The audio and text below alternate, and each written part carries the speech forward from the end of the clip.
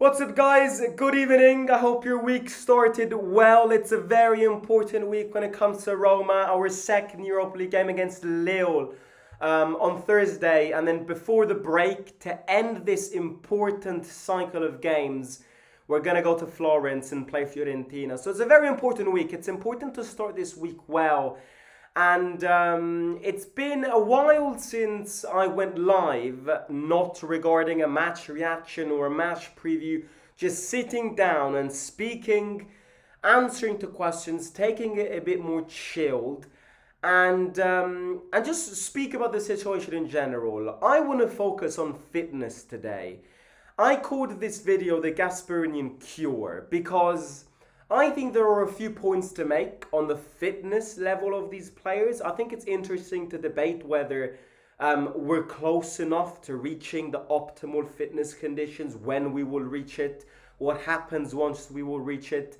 And just, of course, give an overall talk, as always, regarding our situation.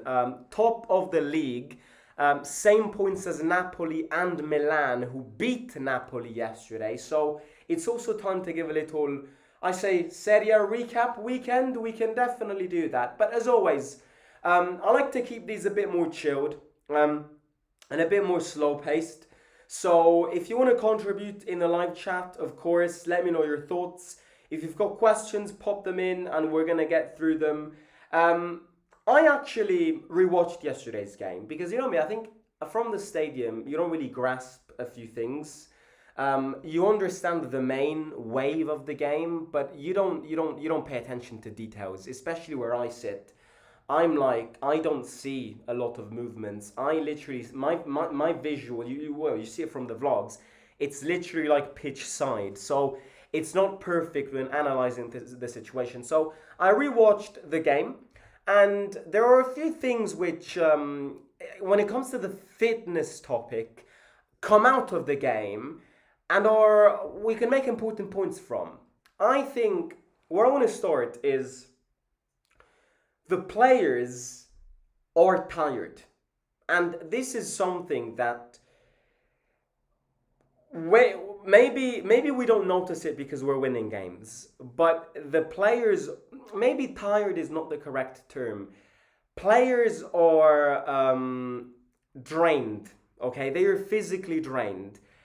This can be a good thing. This can be a bad thing because when you're physically drained and sometimes you play at 3 p.m. in the afternoon, then it's very hard to achieve results. It's not something that I want to massively pay attention to because, as I said before, we're grasping results, we're winning games, everything is positive around us right now. So there is no need to focus on that side. But something that we have noticed, I have noticed, is that the players are drained. Why are they drained? This is something that we repeated in preseason, throughout the entire preseason. Gasperini wants to find the optimal fitness condition, and he knows that in order to find the optimal physical condition for these players, you need to drain them. So it's absolutely normal and scientifically proven that to achieve a goal, you have to work hard. And that can be anything. That can be sports, that can be life goal, that can be absolutely anything you want. If you want to be perfect at something, and perfect isn't the correct term, but if you want to be really good at something, in this case, if you want the players to press a lot, to keep the pressing going for 90 minutes, to run for 90 minutes, to have an overall net movement for 90 minutes, then Gasperini knows that the only way to achieve that is if from the day he started the preseason up to now, you have to drain them in training sessions. In training sessions, and that will have its negative factors because the more you drain them in training sessions, the more they look tired and fatigued in games. So I must say, I think it's what's surprising up to now, and the reason I wasn't expecting this great start is because I knew that at the beginning of the season, after the preseason, early into the season, these players were inevitably going to be tired. These players were inevitably going to feel a lack of energies when the game came around in the weekend. Because I knew, and I still know, because it still is like this, that if you're not used to Gasperini's training sessions, they are absolutely brutal. So the fact that Indika, who has never missed a minute last season, who has never missed a minute up to now this season, who's played every single minute, needs to get subbed off because of cramps, is because they are drained. The fact that Sule scores a goal and basically when celebrating he's got cramps and basically he can't celebrate that goal because he's absolutely destroyed by cramps, that's something that I can guarantee you Gasperini will be proud about. Because and that's a good indicator because it means that the players are following this manager. It means that these players are absolutely following this manager because they are absolutely drained. So you know why it's great? It's great because we still haven't reached optimal condition and we're winning games. So imagine when we reach it. Imagine when we get to the point where we don't feel a lack of energy anymore because we're used to it. So what I think is the most surprising thing, which is it's why we've started very well, and it's probably the thing which Gasperini is the most surprised about, is exactly this. I don't think he was expecting a solid start, a consistent start, because he knew that it takes time for these players to achieve it and to achieve that perfection. I reckon optimal condition will be reached around November. I reckon if we continue like this, by November, which is normally, if you look back at Atalanta, the last seasons at Atalanta, November is when Atalanta really normally kick-started their season and were like a draining machine and literally killed everyone. If you follow the pattern, around the November and very end of October, like Halloween period, start of November into mid-November, is the period that normally Gasperinian teams achieve their optimal condition. And from there, Christmas, Easter, end of the season, they're a hammer. So I am very surprised that we've started very well, because I'm like, if we're winning games like this, if we're top of the league right now, then I am very excited as to when we reach the optimal condition, because we haven't reached it, guys. It's a mistake to make to think that we've reached optimal condition. We haven't. You can tell that these players are still feeling the heavy training sessions. You can tell it because, as I said before, it's not normal that Ndika, who's never got subbed off, literally not even a minute, gets subbed off with cramps on Sunday. Or Sule scores a goal and can't celebrate because he's got cramps. That's a good thing. But we haven't reached optimal condition. So, I agree. The next two games... The next two Serie A games are going to be very hard for two reasons. Number one, because the bar is raised. Fiorentina are playing bad, but Fiorentina are still a better team than the majority of the teams that we've faced up to now. And then after the break, we've got Inter. But I wouldn't exclude Lille. We're going to speak about Lille tomorrow with the match preview. I'm going to little pre-announcement before the match preview. I did read that Lille are missing a lot of players, so that their team is kind of halved, which is an advantage for us. But Lille is a team that, don't forget, last season we were playing in the Champions League. And last season qualified in the middle teams, so played the playoffs of the Champions League. And if I'm not wrong, they lost a lot of talent, because last season they had David, they had Zagrova and a lot of players. But they're still a team that played the Champions League last season. So the next three games we're hiring the bar. The next three games will say a lot. Up to now, what I say is, I'm going to say this until the season ends. Don't look at the league table. It's forbidden. My law here is, don't look at the league table. Don't look at it. It's forbidden to look at the league table, because we're going to get illusioned. And I don't want to get illusioned. I have to be honest with you. I think some games we played great. But I will also be honest with you and say that a lot of games we've been lucky. It's a period that everything is going our way. And sometimes, up to now, maybe it's luck rather than own quality that gifted us 3 points. I look at against Verona. We won, but if Verona had equalised that game or even won that game, they wouldn't have robbed anything. I look at the derby. It's a very good game. It's a derby win. But, in any other game, a chance like the one Dia had, he wouldn't miss it. And Cataldi got the post at the end. So it's a period that everything is going well. I'm going to do a big scratch of balls after I said this, because hopefully this prolongs for the most time possible.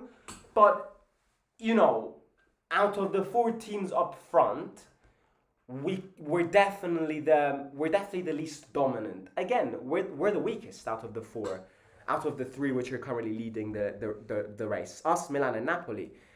If I were a neutral fan who's watched every single Serie A game up to now and see Napoli, Milan, and Roma up front, I would go, Roma is the team out of the 3 which is the weakest, which is the less dominant up to now, and which probably deserves it the least. Okay?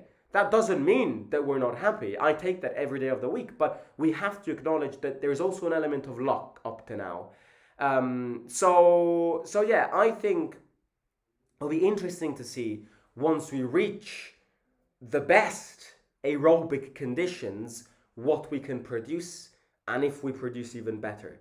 But up to now, look, there really is nothing that you can say, because we're not perfect, but we're winning games. And in football, you need to win games. I don't care how you win them. You just need to win them. And up to now, we're not perfect. We're not terrible, because our defense is very solid. Our attack is a bit sterile, but we're winning games. And as far as I'm aware, that's the most important thing. So that's the first thing which that's kind of what I wanted to say today.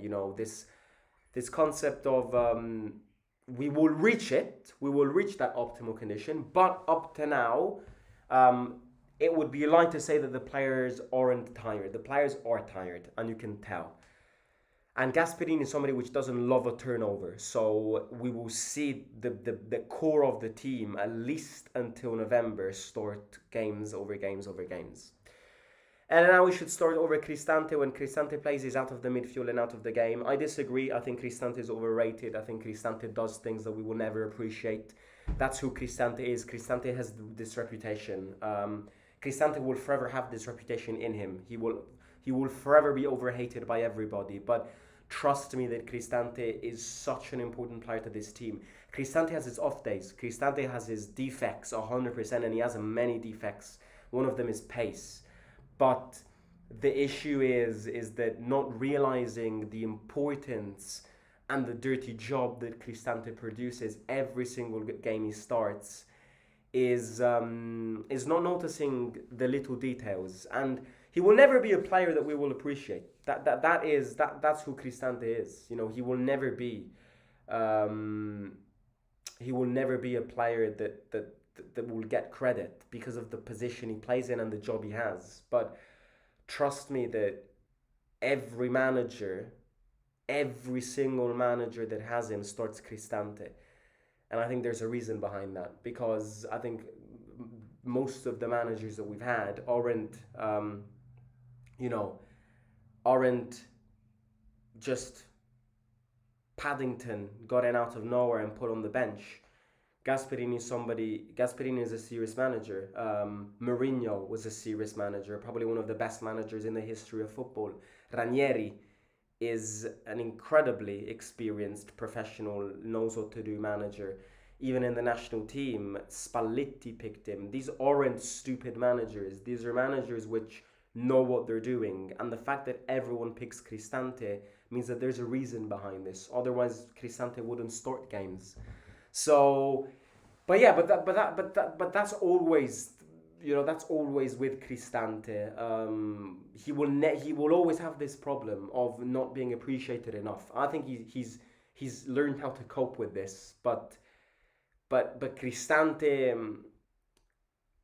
does the dirty job. It's not aesthetically good to see, but imagine not having somebody who does that dirty job. I mean, at the end of the day, respect to, I'll give you another analogy. You live in a city. You live in San Francisco. Great city. Very good city. Visited a few years ago with my family. I always have San Francisco in my heart because it's the least American city out there, in my opinion. Very nice city. Bay Area, SEALs, Alcatraz prison. It's like all up and down. Very nice city. Dream is to live in San Francisco. Now imagine you live in San Francisco and the garbage cleaners don't do their job. You would live in a city that not only would get polluted in like the space of a week, but it would be unlivable. You would see trash everywhere. It would ruin the city. It would ruin this mechanism of living in your dream city, right? So the cleaners, the rubbish cleaners, it might not be a job which everybody goes, oh, well, look at him. He's no disrespect to any garbage cleaners who are watching this, but you know, a lot of people tend to overlook the importance of the job of a garbage cleaner. Imagine they don't do their job. Imagine they don't do their job. Imagine the city you would live in. Imagine your current city right now. If it had no garbage cleaners, what would it be? Would you live there? Would it be nice to live there? It's exactly the same. Cristante is, if Roma was a city, Cristante would be the guy which at 3 a.m. at night goes around and empties the bins. And that's a very important job. It might not be the most aesthetically nice job in the world, I agree. It might not be the job which makes everyone go, wow, that's an amazing job, I agree. But it's a very crucial job, which is part of a mechanism which without it wouldn't work. And that's the Cristante analogy there. It's exactly that. That doesn't mean that Cristante is always perfect. We come here and go, Cristante is slow. And yes, he is slow. Cristante loses too many rhythms of play. Oh, 100% he does. He's not perfect. Cristante isn't perfect. But not realizing the importance of Cristante is not realizing how this mechanism works. That's exactly it. Hope you enjoyed that analogy. Hi, as an Irish man who likes Roma a lot, I was in Rome in July with a city. Weather is unreal. Was at the Olimpico and the training centre. What do you make of Evan? Disappointed he hasn't scored yet. I like him. But he needs to score goals. But I like him. I like his contributions. Absolutely. We may be top, but we aren't at Milan's level, unfortunately. Guys, I don't like bragging, but I've been saying this since they appointed Allegri. Don't sleep on Milan. I predicted Milan second in my predictions. If I was to change my prediction right now, Milan are winning the league. And I'm not saying that just because they beat Napoli yesterday.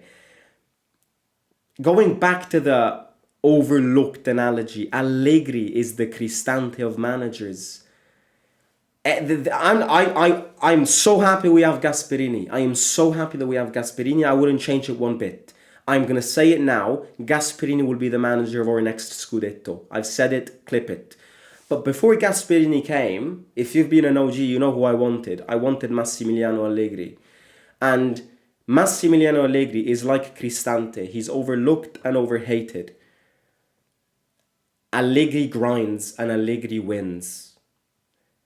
And that's what Milan, of course, have a better team than Roma because they've got individuals. But I've been saying this since May. And everybody laughed at me. Milan, look at the season Milan had. How can you possibly predict them that high? Don't sleep on Milan. And most importantly, don't sleep on Massimiliano Allegri. Because that man knows what to do. And when that man knows what to do, with one game a week, he's going to win you the league. No, I don't think San Francisco sucks. It might have been worse. It might have worsened because I was there in 2018, but I really liked it. I really, really liked it. I think it's the least American city of all. They don't do their job now. There's trash and drugs everywhere in San Francisco. Cristante would be better for at least for the last 30 minutes if we have a lead, says Messi. Rome is better than every place in America coming from an American, says Vincent. Oh yeah, Rome's the best city in the world. Top 3 cities in the world. Rome is up here. Everyone else is down here. Rome, New York. I love New York, guys. Don't attack me, but the New York dream is in my head. Paris is very nice. Paris, Rome, New York. Stockholm is a very underrated city. And then Sydney, but I've never been there. I'm just like guessing, but yeah, Australia looks great. Guys, that's it. I'm going to end it here. Tomorrow, match preview for Lille. Stay tuned, hit the like, subscribe, let me know your thoughts. 100 likes on this video would be great. As always, leave a like, leave a comment, leave some hype points, subscribe. Everything that you guys do pushes these videos out. It's October in 2 days, and we've got Lille in 3 days. Bring it on. Speak to you soon. Simo out.